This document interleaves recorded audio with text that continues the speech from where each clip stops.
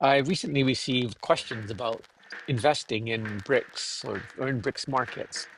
And outside of ETFs and other funds focusing on global South industries, I was going to prepare an answer that addressed this, but I realized that for most of us, for small investors anyway, investing in multipolarity, a system that BRICS best represents, is probably best utilized if we invest in our communities. And I think all investors of conscience are looking to diversify their portfolios to include a portion going to ESR, environmental and social responsibility funds, as well as donations to nonprofits. Um, Investing in BRICS and multipolarity is not simply a financial choice, it is a political act of divestment from empire. This divestment from empire is a rejection of a global system built on coercion, sanctions, and debt dependency, and especially where the wealth of the few is secured by the dispossession of the many.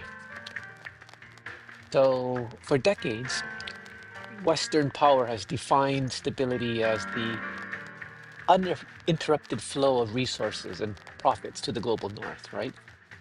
And but BRICS challenges is that BRICS challenges is this by building new circuits of cooperation grounded in sovereignty, production, and mutual development rather than simply exploitation.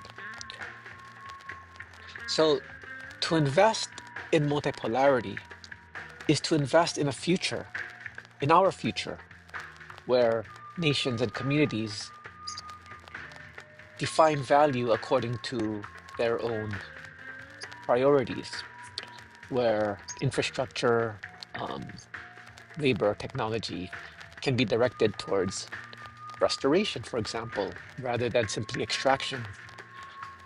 Um, Palestine's liberation is central to this struggle because it exposes the moral and material architecture of empire. The same states that armed and fund Israel's apartheid regime are those that designed the economic policies keeping much of the global south in debt and dependency. Gaza's ruins are the visible face of the invisible and tangible violence of sanctions, privatization, and austerity everywhere. Palestine is not an exception. It is a template for the history of occupation and genocide. Its colonization mirrors the eviction, redlining, and militarized policing that sustain poverty and racial hierarchy even today across the United States and in cities under the provocations of ICE, right? So to stand for Palestinian freedom is to refuse the normalization of occupation as an economic model. Empire survives by fragmenting resistance, by convincing each community that its struggle is local and its oppression is unique. But the systems that destroy Gaza's hospitals are the same that close schools in American cities, the same investment funds that profit from settlements, profit from urban gentrification and the policing that protects it. So decolonizing empire, therefore, means dismantling the financial and military networks that bind these violences together. Multipolarity, if it is to mean anything, must become the global expression of this local resistance, uh, a reorientation of capital, labor, and solidarity, um, reorienting towards life, not domination.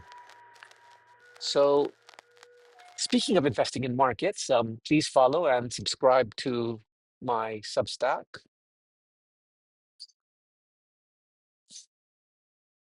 All right. Thank you.